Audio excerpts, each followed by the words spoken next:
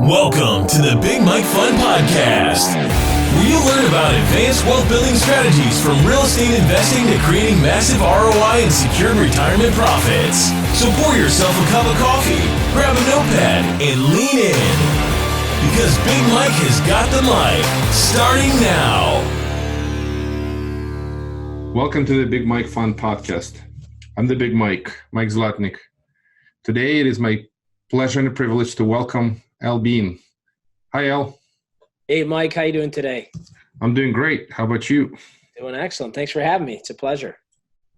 Yeah, thanks for coming on the podcast. And we met through the Collective Genius Mastermind, and we've been, working together for a while, been friends, and kind of been looking into doing more business. So appreciate you coming on the podcast.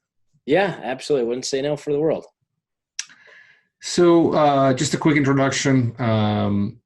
You've been a prominent investor in the Detroit area. You're a CEO of Pioneer Homes, and you've been involved with over 2,000 real estate transactions, which is impressive. And so tell us a little bit about Al. Who's Al? Do you have family, kids, cats, dogs? Cats.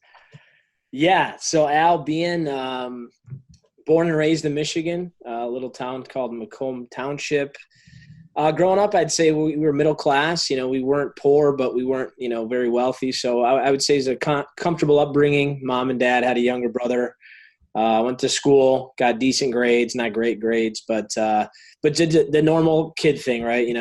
Get out of high school, go to college, get a 4-year degree. And things kind of changed for me once I got through college. I kind of got into a position where I learned what entrepreneurship was. I was in kind of the driver's seat of a painting business. It's a company called Student Painters. Really showed me the ins and outs of business. So at a very young age, 18 is when I started doing that. Really understood what being a business owner looked like, and it was a very good experience. So when I got done with that, I really decided that I'm going to be a business owner. And for some reason, when I was going through college, real estate always stuck out to me. So I graduated college in May of 2009. I moved home.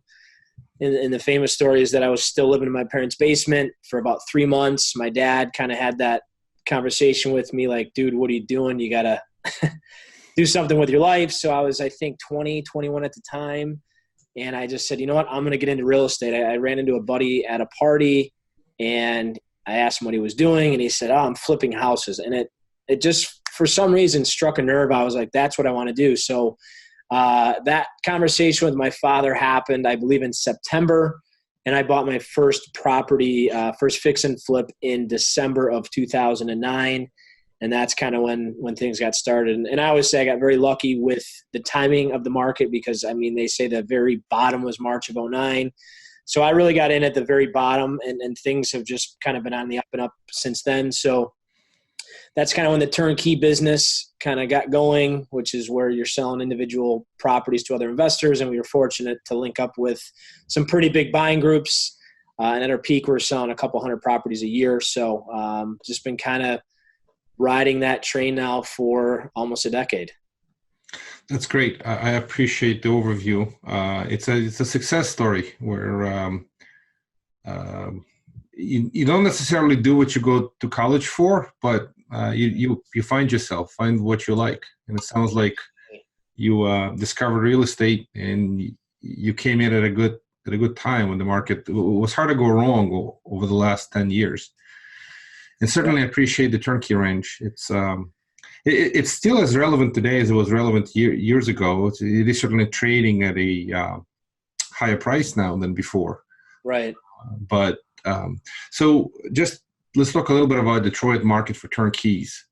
And where are you selling these properties today? I remember Detroit a few years back, maybe close to 10 years back, when it was at the bottom of the market. Yeah, the properties for the cost of paying taxes on them, kind of in rough neighborhoods. Right. So I'm sure it's not the same today. How's Detroit evolved over the last 10 years in the kind of turnkey range? Yeah, to see where Detroit was 10 years ago and where it's come today, it's, people that haven't been here in 5 years, they come and we do a tour of the city. They're in disbelief as to what's going on down in the downtown area, including myself. I mean, there's times I might not go downtown per se, like specific downtown, for 6, 8, 10 months. Usually through the winter, there's not a lot going on down there with sports, at least. So it's just unbelievable to see what has happened. And on the turnkey side, over the last 3 to 5 years, our prices have ranged.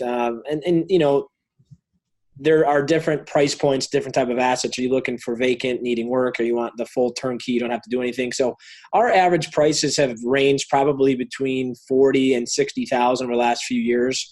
Is that completed property, or this is not before rehab? Yeah, completed.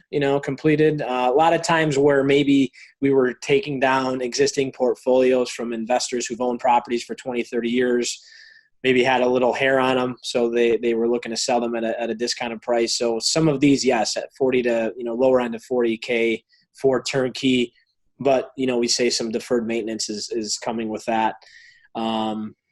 But I'd say that the turnkey model in Detroit, it's getting compressed. I mean, the last couple of years, it's been tricky to offer the same value at that price point. What we found is the acquisition side of the business has not been followed by the sales side. So our AQ price is increasing, but the sale prices are not really keeping up. So, that's kind of forced us to do a little bit or do things a little bit differently on the turnkey front. But another reason why we kind of shifted our business model the last year and a half, almost 2 years now, trying to get into the multifamily game. So yeah, I mean, we're still doing a lot of single family stuff, but the prices are definitely compressed, or the margins have been compressed significantly over the last few years. Yeah, and I appreciate that view. It has been, I guess, margin compression issue in many markets. It has happened, and is happening today all over the country. The acquisition costs before the rehabs have gotten up, and then the sales price has been hard to push it up because they work as a multiple of rent, kind of based on rent to value ratio, and it's been a little bit tough in many markets. So I certainly hear your pain. Yes. Let's just stay a little bit more on turnkey, and then we'll shift into what's the land of future opportunities. Where are you going? Where do you see the opportunities? So quickly on the turnkey range, what's the $60,000 property rents for just today? I'm assuming it's done reasonably well. It's hopefully not too much deferred maintenance. I'm assuming if people buy that product, they got at least a few worry-free years. So what kind of rent does it generate typically today? Yeah, so the 60,000, that's like an average number. I think 60 nowadays is kind of on the lower end, and that's also Detroit proper. But if we're talking Detroit proper, that's not the suburbs. 60 grand is going to get anywhere from 800 to 900 in rent. Those are, and we try to pass on a little bit of equity to our clients. So that $60,000 house may appraise for 70, 75,000. We really try to include some equity for them, but yeah, I mean, that's kind of the average. Our goal is minimum 800 rents, and and the rents have also kind of kept up with, in my opinion, on the retail pricing. So let's say a house is at 75K, the ARV or appraised value. I think the rents have increased steadily with that. So I think, yeah, $800 is probably going to be your minimum at that price point. Gotcha. Makes sense. So where do you see this is all going? Again, you've been doing this for a while, continue to do, and we chatted in the past that you're looking to get into some more multifamily opportunities. But the question to you is this. You have an area of expertise. You've done well in it. You know that business, and now you're looking to branch out and to do multifamily. Multifamily is a beast of its own. It gets pretty competitive there too. In fact, the cap rates have been pretty low, and now with interest rates falling, they might continue to stay where they are. It's pretty hard to make a buck unless you get into some pretty significant value adds and significant renovations. Right. Any thoughts on this? How do you see yourself going into the multifamily market? And is that just heavy value adds? Is that specific marketing? How do you get into quality deals that make economic sense in a pretty competitive market? Yeah. So, I say that my experience in the single family world has really primed me and my company and my team for that multifamily transition because, imagine doing 200 renovations, single family homes around maybe a 50-mile radius, right? So if we can manage that, and if we can take that skill set and move it into one complex, taking that economy of scale, taking advantage of it, and really the key thing that I take away from our experience in single family is we really have learned the construction business.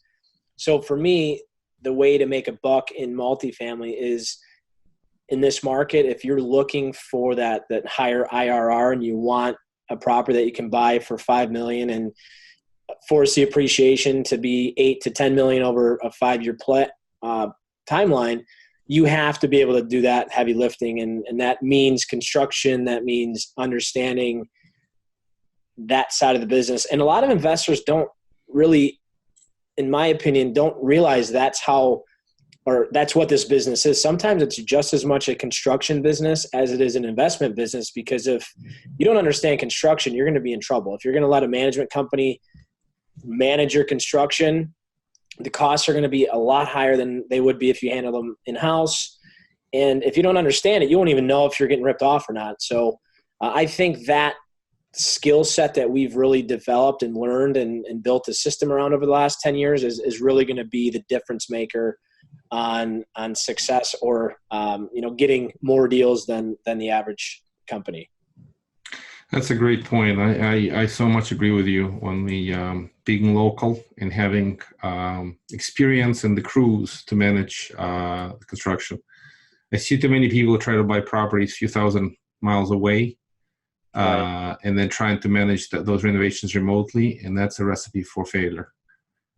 Too many people, and I've known, you could have a good project, but if you're dealing with heavy renovations, you have to be local. You have to live, sleep, kind of eat the dog shit. Pardon me. I'm on the radio here. I gotta, It's true. Eat your own dog food, right? Yeah. You have to be in the trenches, fighting the battle, because a lot of heavy renovation is that. And if you can manage that differentiates success and failure in these heavy renovation projects.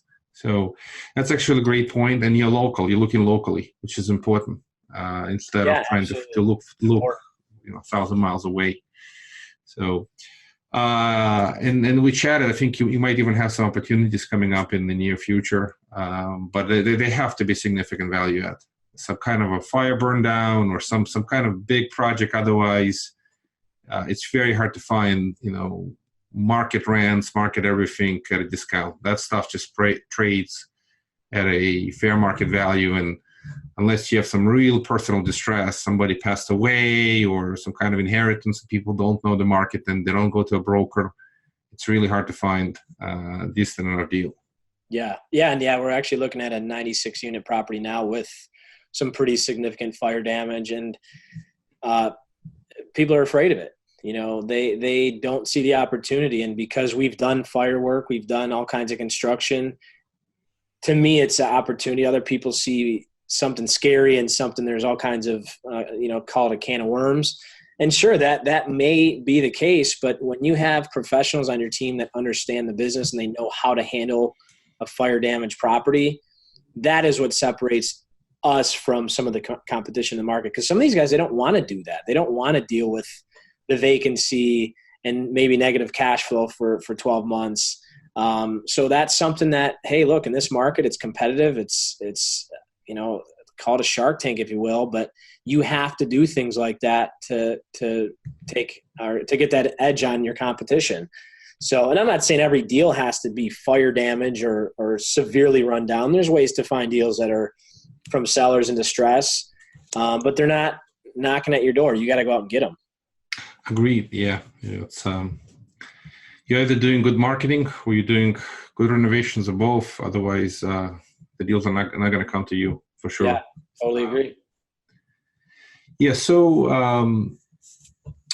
what do you think in general? What's driving Detroit economy nowadays? So, just again, we're likely going to hit a recession in 2020, and it's always been known as automobile capital of the world.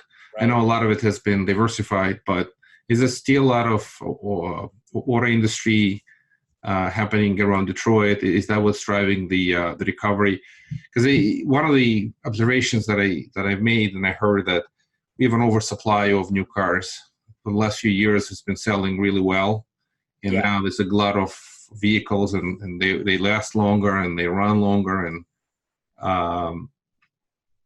is the auto industry likely going to take some kind of a beating with a recession, or you think it's the city has now got enough of other things that even if the industry slows down as part of the economic recession, that industry? Yeah, I mean, I think we have a lot of weight on the auto industry. I think that will definitely have an impact, but I think we're more diversified than we were when this happened last time. I think, I think statistically, Detroit as a whole, actually, the number one employer or number one industry is actually in the healthcare field. So, there's a lot of hospitals in that area, in that market, healthcare.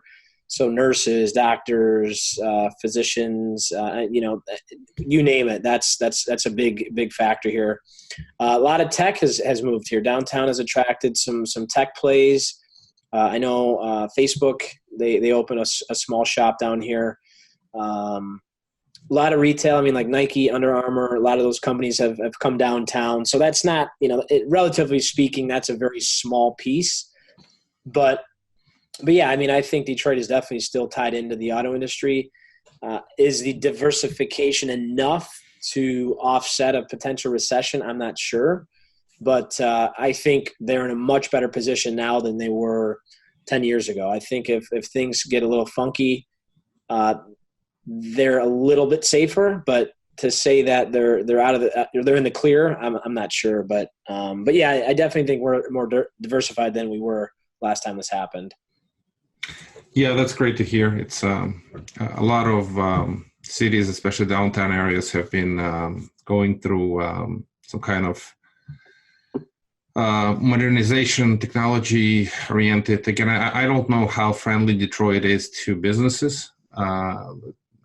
Taxes have been very, very friendly. A lot of businesses have been moving to Texas, and hearing that Detroit has turned more business friendly and some high-tech companies are moving to Detroit, that's certainly great news. That it's showing promise of potential jobs outside of kind of manufacturing in the auto industry. And so what do you think, again, 10 years from now, just, hypothetical question, what do you think you want to be? Do you want to be heavily in multifamily, and do you want to be like the king of Detroit multifamily real estate, or just a hypothetical question? What do you think the opportunity is in Detroit? And you certainly are naturally progressing to multifamily because of your experience in single family, right? But it's a different beast. It's a game of it's a different game. It's a bigger boy game. And do you have the crews? It's another quick question. Do you have the capacity? Do you have enough people working for you in single family to move into multifamily? Yeah. I mean, 2018, we did just over 200 houses, and about 85% of those we did renovations on. So, is it all your crews or subcontractors, or I'm just curious how you managing people, because retaining the people is hard. Yeah, no, it's just relationship with contractors. I mean, we've gone down that road with having our own crews, our own hourly guys, foremans, their own sites. And it's just a business that if you are not running it very, very tight, which, you may think you are, but you're really not. For us, we wanted to do that to maybe either save time and quality and the money, But when we started kind of breaking down the numbers and seeing it really wasn't saving us a ton of money or quality, that's when we just kind of went back and we're really just third-party contractors, and we have some project managers on staff. But we found that it's actually easier to find quality construction companies to do these bigger jobs because there's more money to be paid, which means they have higher quality workers. So for me, the construction business in multifamily, at least for us, is easier than the single family properties, just because the numbers are bigger and you can afford the higher quality and all that stuff. So yeah, I think it's been a pretty, I guess, I don't want to say seamless, but it's been a smoother transition than one would think. Gotcha. Yeah, I hear you. Certainly economy of scale, and all depends how busy they are. I talk with some construction people, and if you want to hire them now, they tell you, well, don't bother me for the next 3 months. Let's put you in the pipeline, kind of 4 to 6 months down the road. Although going into a winter season, things get quite a bit better. Kind of hiring skilled construction workers, because their work slows down somewhat. Right, I agree. Anyway, so let's quickly chat about all your experience in real estate and in business. Do you have kind of a good productivity tool or good advice, or is there a good methodology that you use to manage your rehabs? Just kind of best practice. You have any kind of thoughts on the subject? Yeah, so there's a lot of tools we use, but I think one of the biggest things that I could share is that if you are doing fix and flips, if you are buying multifamily real estate and doing construction and doing value add things, our software is Builder Trend. We use Builder Trend. That's a pretty in-depth tool, and we probably underutilize what it actually can do.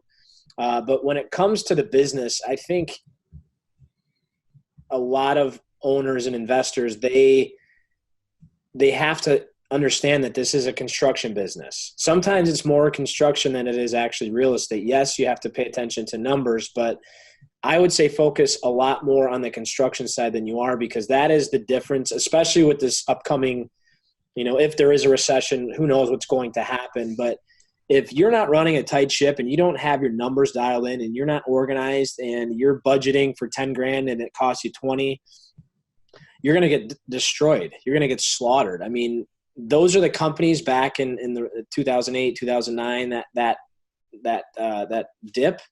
Those are the companies that got wiped out. It was the companies that were running lean, mean. They were organized. They were efficient. They knew their numbers. That is what you have to do. And I just think if you're doing construction, you have to look at it like a construction business. Because if you don't, I mean, this isn't a hobby. So you can't treat it like one. You have to treat it like a business. And to me, it starts with the construction. Every deal we've ever done that had any construction, our success and or failure came from the construction side of the deal, always. Yeah, I appreciate the wisdom. That's a great point. That is so true. All the folks I spoke with and on the podcast and off the podcast, it's all about execution on the project plan. So if you build a plan, and just a couple of quick thoughts. Do you build a project plan and do you follow on progress daily, weekly? What works for you? Just curious, what's the best methodology to make sure that the project is running on budget, on time, with quality? How do you drive that forward? Yeah, so project managers, they are required every 48 hours it's called a daily log. Builder Trend has a daily log. So that means they're on their job site. There's a minimum number of photos they have to upload, a detailed note section talking about status, any problems, anything they need assistance with from the office. And then once a week we have, we call it our pipeline meeting, which is we sit down, we kind of go through numbers. We talk about finished projects. How do we do on numbers? How do we do on timeline? But that is a weekly occurrence. But yeah, I think the key is to make sure that your project managers are staying on top of their job. And the only way to do that successfully is to document everything, because 6 months is gone in the blink of an eye, or 3 months is gone in the blink of an eye. And if you're not documenting every step of the way and every conversation, and you go to a property and the lockbox is missing, or there's a window cracked. It's just impossible for somebody to remember that. So we just really harp on the fact that they have to document everything, because especially in a big, let's say an apartment that has, 50 properties being renovated, you have to document that because you'll never remember it. So for us, it's the weekly pipeline meeting, but there's that daily requirement for your stops. You have a minimum of stops every day, and then you're required to be at every one of your projects minimum every 48 hours. That's another great point. I happened to interview another gentleman who's, I think, podcast coming a little bit ahead of our recording. I recorded like a month ago, and he's very successful projects, and it's exactly the same message. His project managers go on projects daily. You say 48 hours, he says, every day. And that's the key to success. You're measuring and you're monitoring progress daily. If you don't monitor, if you don't measure, the work progress slows down quite a bit. So that's a great point. I agree. I totally agree. And then when it comes to contractors, I have always found that trying to find the cheapest guys, you always end up spending more money. And it may be cliche to say this on the podcast. I'm sure you have a lot of listeners that know that, but you get stuck in that position sometimes as the owner. I mean, I've done a ton of these things, and I find myself sometimes saying, well, hey, how can we shave cost here? How can you save cost there? And the old saying, every time you try to save $1, it ends up costing you $2. And it could not be further from the truth, or it couldn't be more true. I mean, every time we try to save money, it ends up costing us. So I always, I'd much rather pay more money for a quality contractor because they normally hit their timeline. That's one of the biggest things, but they always turn in a quality product. There's not go backs, especially houses that are getting tenants. They move in, and within 48 hours, you're getting calls about issues.